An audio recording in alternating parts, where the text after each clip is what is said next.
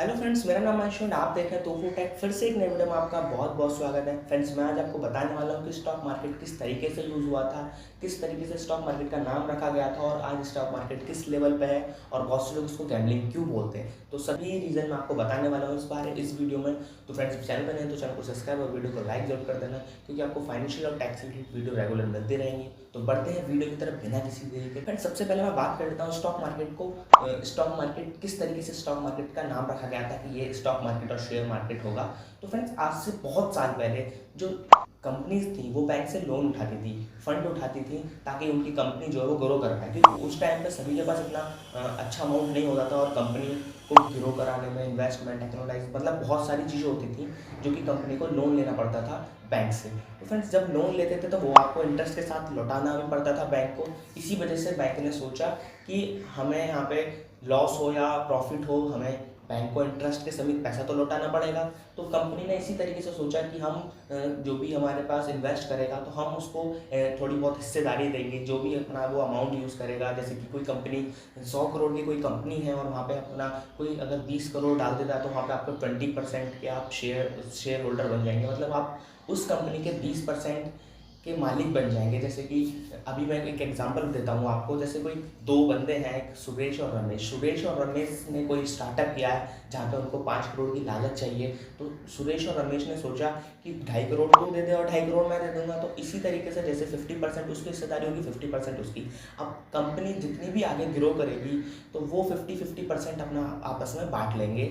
सब कुछ, मतलब कि सब कुछ टैक्स, जीएसटी सभी कुछ काटने के बाद वो उतना जो भी अमाउंट बचेगा एक उसका 50-50% आपस में बांट लेंगे। इसी तरीके से स्टॉक मार्केट शुरू हुआ था कि हम इसमें अपनी हिस्सेदारी लेंगे। कोई भी कंपनी है, इसी तरीके से स्टॉक मार्केट का नाम रखा गया था कि आपको यहाँ पे हिस्सेदारी मिलेगी।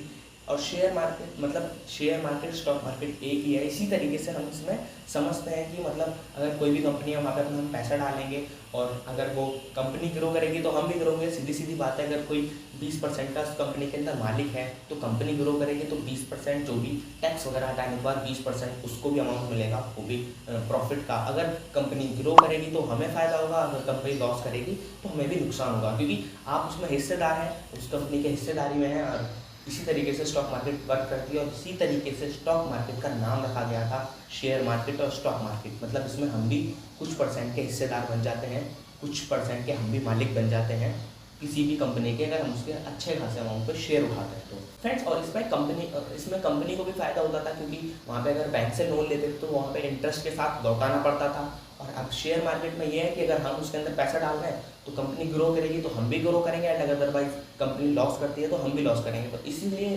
कंपनीज को ये फ़ायदा था ताकि उनको कोई इंटरेस्ट पे नहीं करना पड़ता था, ना ही किसी से फंड लेने की जरूरत नहीं होती थी। ऑलरेडी पहले से ही बहुत से लोग आते थे और कंपनी में इन्वेस्ट करते थे, चाहे थोड़ा थोड़ा अमाउंट करते थे, लेकिन सभी बहुत लोग इन्वेस्ट करते थे, तो इसलिए कंपनी अच्छे से ग्रो कर पाती थी। फ्रेंड्स, मैं आपको बताता हूँ कि गैम्बलिंग, मतलब बहुत से फ्रेंडली लोग कहते हैं कि ये स्टॉक मार्केट गैम्बलिंग है। अब वो फ्रेंडली जो लोग होते हैं वो हम जैसे ही लोग होते हैं जो उसको गैम्बलिंग बोल जाते हैं। सबसे पहले आपने सभी के, जैसे कोई इंस्टाग्राम वगैरह आप देख लिए होंगे, अच्छे खासे सभी के प्रॉफिट हो रहे हैं, तो सभी लोग सोचते हैं कि यार इतना इजी है, मतलब हम भी कर सकते हैं इसको। आपने इंस्टाग्राम पे, टेलीग्राम वगैरह पे आपने वीडियोस देखी होंगी जिसमें बताते हैं कि हाँ इतना प्रॉफिट हो गया, हम आपको प्रॉफिट करा के देंगे। नहीं फ्रेंड्स, उनकी बातें आपको सुननी ही नहीं है, खुद से रिस्क लेना। अगर उनके भरोसे चलेंगे तो अगर उनके भरोसे चलोगे तो वही तो प्रॉफिट करेंगे, आप नहीं कर पाएंगे। मतलब वो 4 दिन करा देंगे, 10 दिन करा देंगे, महीना करा देंगे, उतना करा देंगे बस। उसके बाद तो आपको खुद ही करना पड़ेगा। उसके बाद जो भी आपको प्रॉफिट कराएंगे क्या फ़ायदा, वो जाने के बाद आप फिर लॉस में आ जाएंगे। तो फ्रेंड्स, इसीलिए आप खुद पर ध्यान, मतलब खुद ही सीखिए, खुद ही समझिए स्टॉक मार्केट को क्या है। और गैम्बलिंग इसको इसलिए बोलते हैं क्योंकि बहुत से लोग आते हैं, सोचते हैं, समझते हैं, वहाँ पे अपना नसीब आजमाते हैं। मतलब कोई भी कंपनी, कोई भी अदरवाइज कोई भी कंपनी उठा लेंगे, सीधा आया उसमें पैसा लगा देंगे और कंपनी, वो सोचेंगे कि बस अब तो हम भी करोड़पति बन जाएंगे, क्योंकि वो अपना यहाँ पे नसीब आजमाने आते हैं कि अगर मार्केट ऊपर चली जाएगी या फिर नीचे चली जाएगी। वो तुक्का मारते हैं कि हाँ भाई आज मार्केट नीचे जाने वाली है, लगा दो पैसा, आज मार्केट ऊपर जाने वाली है, लगा दो पैसा। वो तुक्का मार के अपना चले जाते हैं और सारा कैपिटल लॉस कर देते हैं। और इसी तरीके से वो गैम्बलिंग बोलते हैं। मतलब अब उनका लॉस हो गया तो उन्होंने तो अपना नसीब आजमा लिया। बहुत से लोगों को बोलते हैं कि भाई ये स्टॉक मार्केट गैम्बलिंग है, आप लूट जाओगे, बर्बाद हो जाओगे, स्टॉक सट्टा बाजार है। तो इसी तरीके से लोग समझते हैं और इसी वजह से सभी अपना कैपिटल लॉस कर देते हैं। जो भी अपनी मनी होती है उसको लॉस कर देते हैं, लॉस में बदल देते हैं। और इसी तरीके से सभी लोग इसको गैम्बलिंग बोलने लगते हैं। फ्रेंड्स मेरा आपसे यही कहना है कि आप पहले स्टॉक मार्केट को समझिए और हो सके तो आप हो सके तो फ्रेंड्स स्टॉक मार्केट में उतरने से पहले अपना डीमेट अकाउंट ज़रूर ओपन कर लीजिए, क्योंकि जब तक आपको कुछ दिखेगा नहीं, कुछ समझ में नहीं आएगा कि स्टॉक मतलब शेयर कैसे परचेज करते हैं, कैसे बाय करते हैं, कैसे सेल करते हैं, तो उसी तरीके से आपको समझना पड़ेगा।